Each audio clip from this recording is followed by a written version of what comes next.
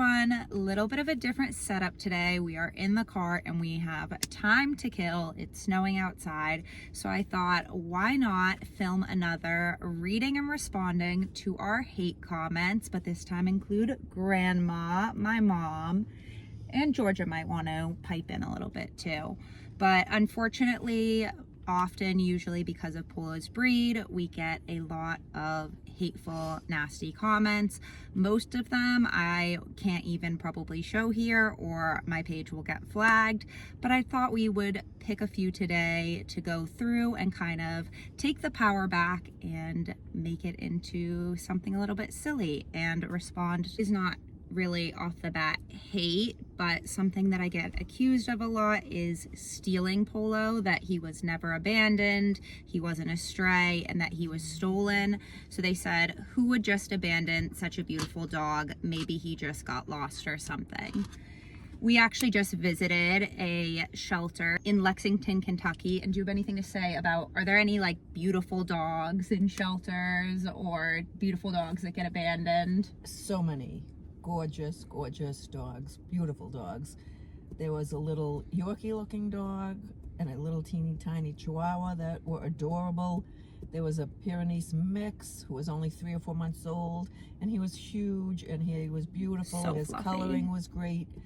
There was a little tripod guy that had such personality, and there was a little black, maybe lab mix puppy, and he's the one that made me start to cry looking at all these dogs. So basically another example right here of a former stray dog that I like to think is pretty beautiful and wonderful.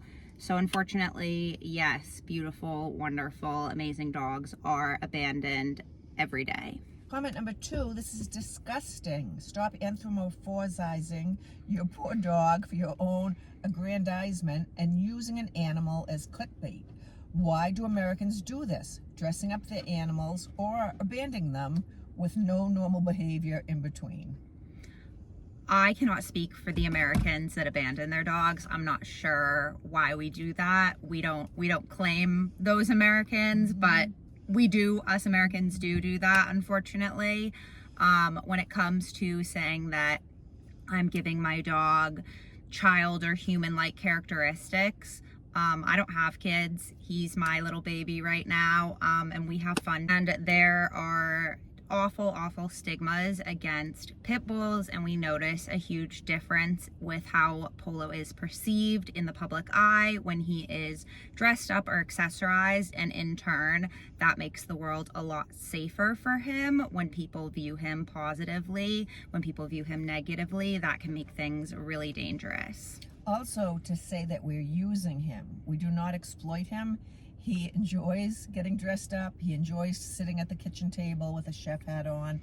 He enjoys getting up and sitting on the chair and doing what we ask him to do. He gets, honestly, a kick out of it.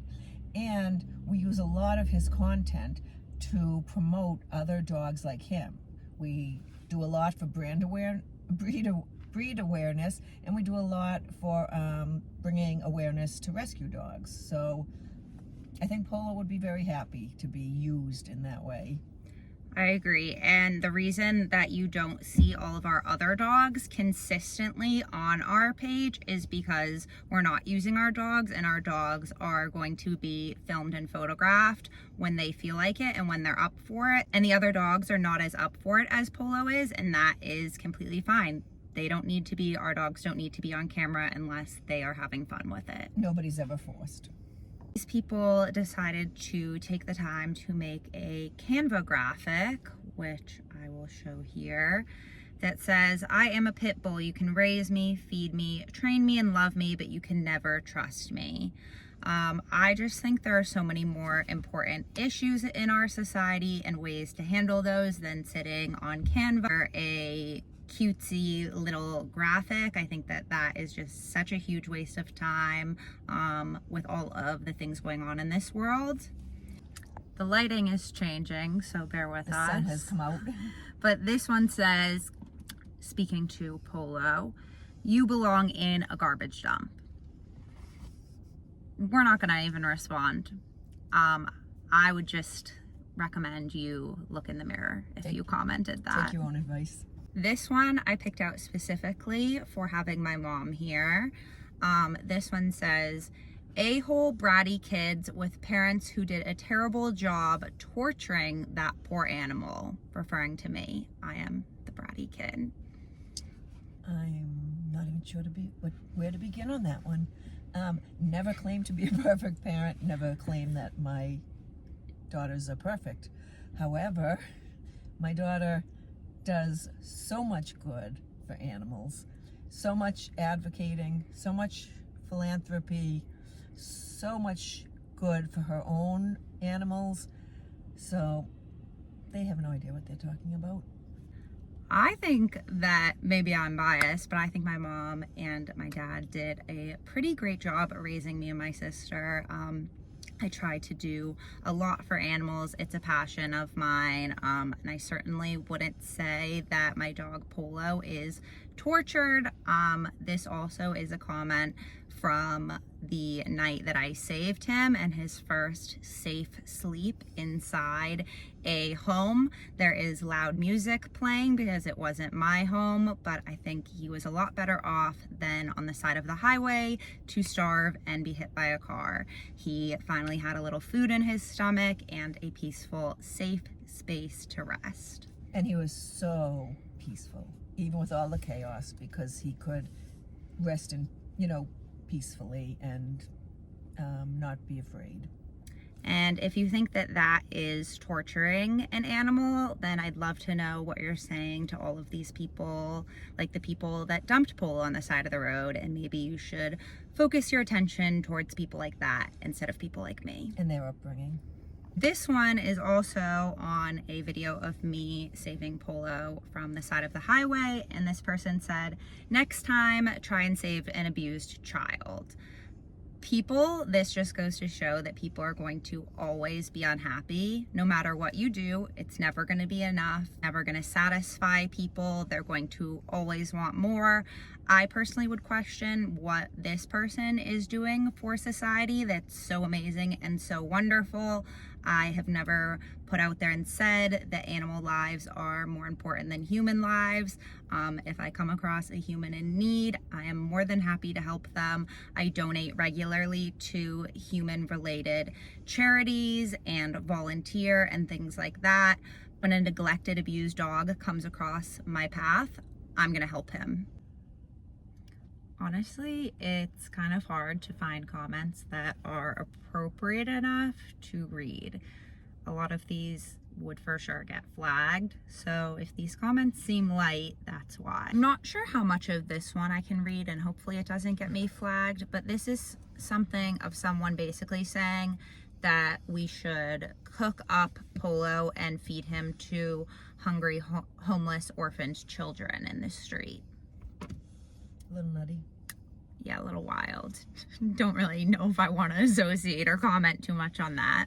Please feed your dog with the food the vet told you. If your dog is always begging for treats, it might be missing key nutrients in its food.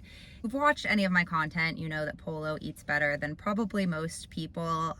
We put a lot of time and effort into his diet and giving him a good variety. We are in constant contact with our vet. Unfortunately, Polo has seen his vet pretty regularly for cancer, his heartworm treatment, follow-ups with his cancer, etc. We're always in contact.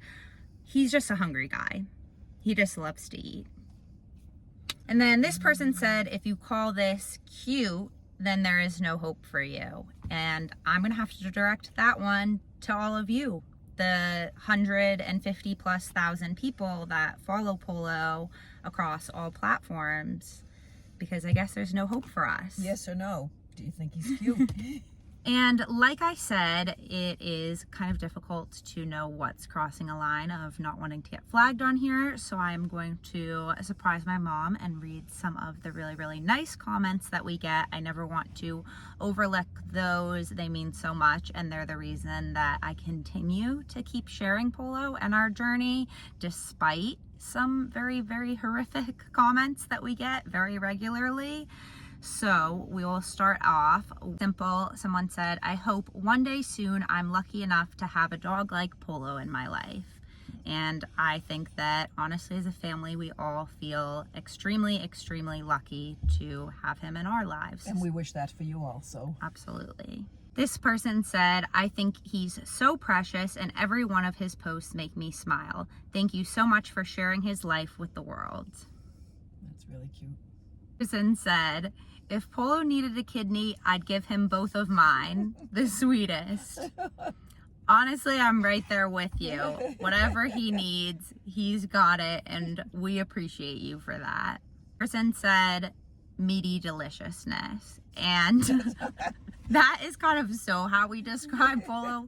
Like, he's just a big hunk of meat, you know? He's just like meaty. He's got this big old face. He's not huge dog, but he's got a big old head. He's so muscly, and he's just delicious, you know? So I loved that one. Let the ignorant jerks get you down. Your posts have changed my formerly negative attitude towards pitties. Sweet beings, thank you. Wow. And this is once again why we do what we do, not only to just share his joy with you all, but if we can change one person's opinion of these dogs, or have one person encouraged to take a chance on one of these dogs, that makes all of the difference. I know that my mom was maybe more so leaning with this person's side and was a little cautious and a little weary of pit bulls. She was never believed that they should be banned, never believed any harm should come their way, anything kind of extreme like that, but just nervous. I have to admit, I was afraid of them. And I think I was probably the first person out of hopefully the thousands and thousands that he's helped convince. I think I was the first person that he won over, and took away that fear that I had. This person said he would make an amazing service dog for hospitals, nursing homes, etc. His destiny and his life's purpose is to bring love, and you are his living angel. That is very, very sweet. Polo does have a way about him that he seems to really know when he needs to fully tone it down, when he's around children, or when he was around my elderly grandmother in her senior memory care facility, and he would go visit her.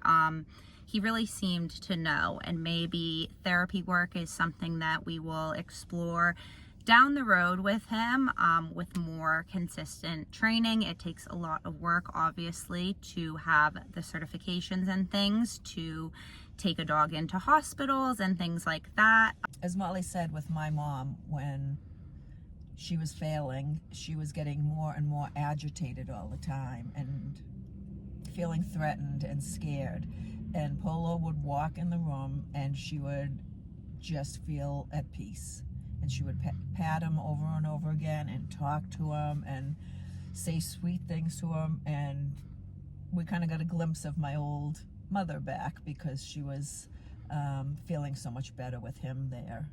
I think it's amazing the power that animals have and what they can do for people, and the joy and the comfort that they can bring in very unknown, scary situations especially. And I would love for Polo to be able to spread that joy even more. Last one, this one's a bit of a long one, but for anyone that takes the time out of their day to write a long comment like this, thank you. It means a lot.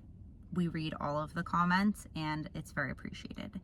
This person said, I would suggest that you too are brave and resilient. Sadly, many people would have left that dog by the side of the road. Others would have dropped him at the nearest shelter and not given him another thought. You obviously have a kind and gentle heart and realize that you were meant to find him, to bring him home, to heal him, to make him your own. And as it is almost always the case, it turns out that the dog and the person rescue one another. You are not only a proud and loving pet owner, you are now an advocate for rescuing and for pitties. The perfect happy ending. Just one thing, what did you say to him when you first picked him up? I told him that I promised him that I would keep him safe and get him out of there. Kind of sums it up. But very, very sweet comment. I save a lot of comments like these and screenshot them to look back on for the tougher times or motivation to keep sharing, and it really means a lot. So thank you to everyone that tunes along and is a part of our journey. We love having you, and we hope that you will stick around for the next video and let us know what you would like to see Grandma in next. Maybe she'll have to take over the page one day. And we're leaving the parking lot now and heading to the airport finally. This is a great way to kill some time. I hope that you all have a fabulous, fabulous rest of your day.